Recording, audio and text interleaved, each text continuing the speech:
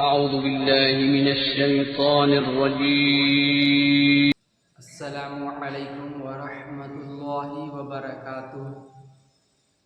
उम्मीद करता हूँ कि आप सभी हजरात खैरियत से होंगे। सबसे पहले मैं आप सभी हजरात से तहे दिल से माफ़ी चाहता हूँ, इसलिए कि मैं कुछ दिनों से किसी कारण से वीडियो अपलोड नहीं कर पा रहा था। तो आप सभी हजरात से इसके लिए मैं तहे दिल से माफ़ी चाहता हूँ। आज से मैं इंशाअल्लाह कंटिन्यू रहूँगा। तो आइए आज का जो हमारा मौजू है इसे शुरू करते हैं। बिस्मिल्लाहिर्रहमानिर्रहीम। आज का जो हमारा मौजू रहेगा वो तहारत व नजासत से है, यानी जो हमारा टॉपिक है वो तहारत व नजासत का है। देखिए, तहारत व नजासत का जानना बहुत ही ज़रूरी है, क्योंकि नमाज कबूल होने के लिए तहारत का जानना बहुत ज़रूरी है।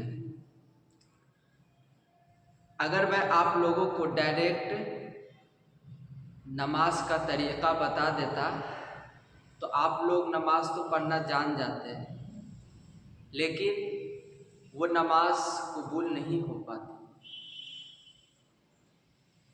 ये जो है तहारत व नजासत जो हमारा टॉपिक है, ये भी एक नमाज का हिस्सा है। देखिए, नमाज का जो हिस्सा है वो दो होता है। नमाज का दो हिस्सा होता है, एक तो नमाज का बाहरी हिस्सा होता है और दूसरा नमाज का अंदरूनी हिस्सा। तो ये जो हमारा तहारत व नजासत है वो नमाज का बाहरी हिस्सा है। इसलिए मैं आप सभी हजरात को एक शुरू से नमाज का तरीका, बाहरी हिस्सा और अंदरूनी हिस्सा दोनों को एक मुकम्मल तरीके से बताऊंगा। देखिए, तहारत व नजासत एक हदीस से आप पता लगा सकते हैं कि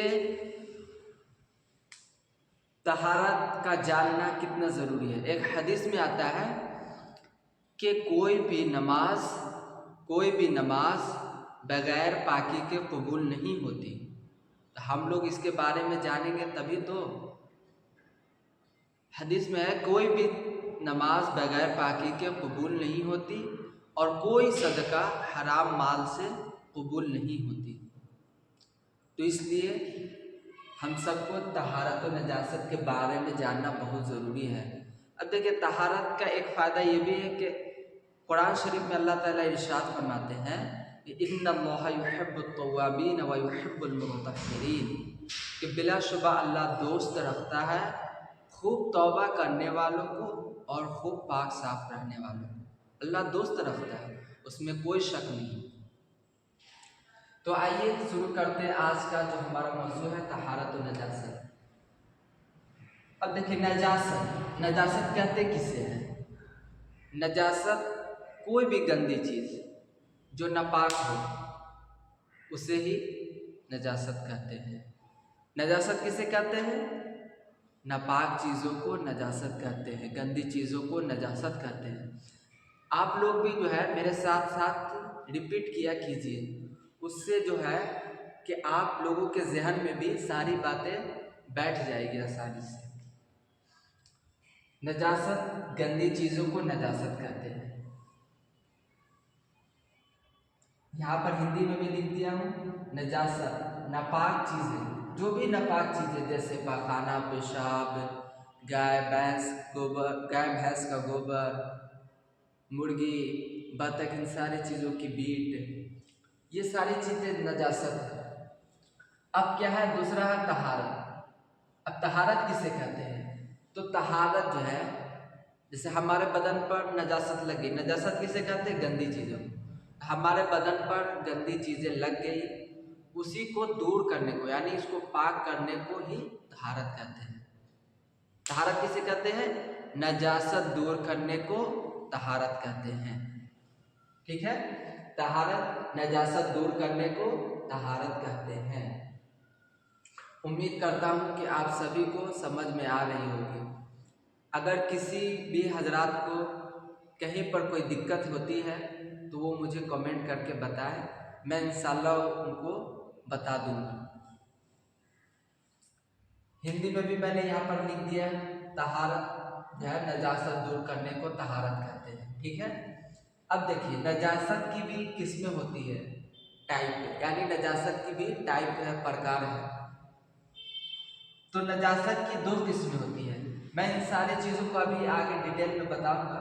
सबसे पहले मैं अभी जो नजासत की जो किस्में हैं उसे मैं बस यहाँ पर लिख दिया हूँ। उसके बाद मैं इन सब चीज़ों को डिटेल में आगे बताऊंगा कि नजासत हुक्मी कहते किसे है, नजासत हकीकी किसे कहते हैं। अभी बस यहाँ पर आप लोग इसकी टाइप को देख लें। तो नजासत की दो किस्में हैं।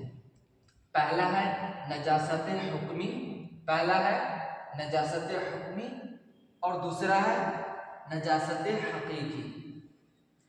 अब नजासत हुक्मी की भी दो किस्में होती है। पहला है हदस अकबर, क्या है? पहला है हदस अकबर, साथ साथ बोलिए।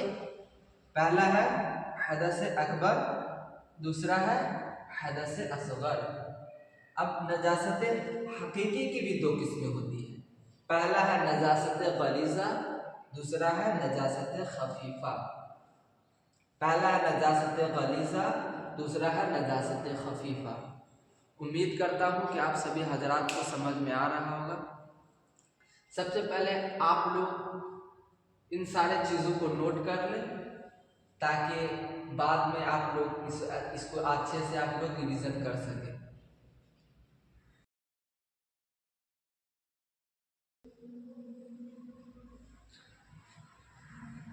चलिए अब हम लोग आगे की चीज़ों को समझते हैं। जो मैंने नजासत की जो टाइप लिखी थी, जो प्रकार लिखे थे, उन सब चीज़ों को हम डिटेल में समझते हैं। तो सबसे पहला था नजासत हुक्मी। अब नजासत हुक्मी कहते किसे हैं? तो कहता है नजासत हुक्मी उससे कहते हैं जो बज़ाहिर देखने में ना आए, जो दिखता नहीं हो, लेकिन शरीयत का हुक्म होने की वजह से उसको नापाकी मानकर पाकी हासिल करना फर्ज होता है।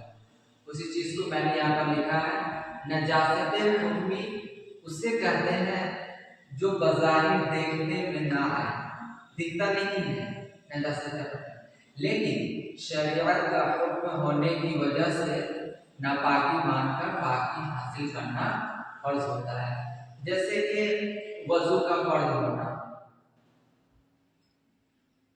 वजू का फर्ज होना वो नजासत हुक्मी में आता है। अब इसकी भी नजासत हुक्मी की भी दो किस्में होती हैं। सबसे पहला है हदस अकबर, यानी गुस्ल फर्ज होना। हदस अकबर यानी गुस्ल फर्ज होना। किन चीजों से गुस्ल फर्ज होता है? तो हदस अकबर में गुस्ल फर्ज होता है। दूसरा है हदस असगर, हदस असगर में यानी वजू फर्ज होता है। आगे मैं इन सब चीज़ों के बारे में फिर और डिटेल्स में बताऊंगा कि गुस्ल किन चीज़ों से फर्ज होता है, उसका एक टॉपिक ही है। यानी गुस्ल किन चीज़ों से फर्ज होता है, यानी वजू फर्ज होना, कि वजू कब फर्ज होगा वो आगे मैं इंशाल्लाह बताऊंगा। उसी चीज़ को मैंने हिंदी में भी लिख दिया।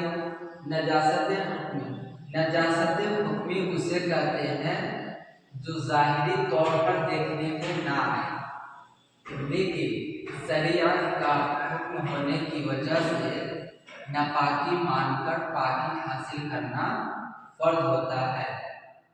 जैसे जैसे यहाँ पर मैं लिख देता हूँ, जैसे वुज़ू फर्ज होना, इसमें वुज़ू फर्ज होता है, गुस्ल फर्ज होता है। पहला है, इसकी भी दो किस्में हैं नजासत हुक्मी की। सेम जो ऊपर में जो लिखा हुआ है उसी चीज को मैं बस यहाँ पर हिंदी में लिख दिया। पहला है हदस अकबर, यानी गुस्ल फर्ज होना, दूसरा है हदस असगर यानी वुजू फर्ज होना। इसे भी आप लोग नोट कर लें। उम्मीद करता हूँ कि आप सभी को समझ में आ रही है।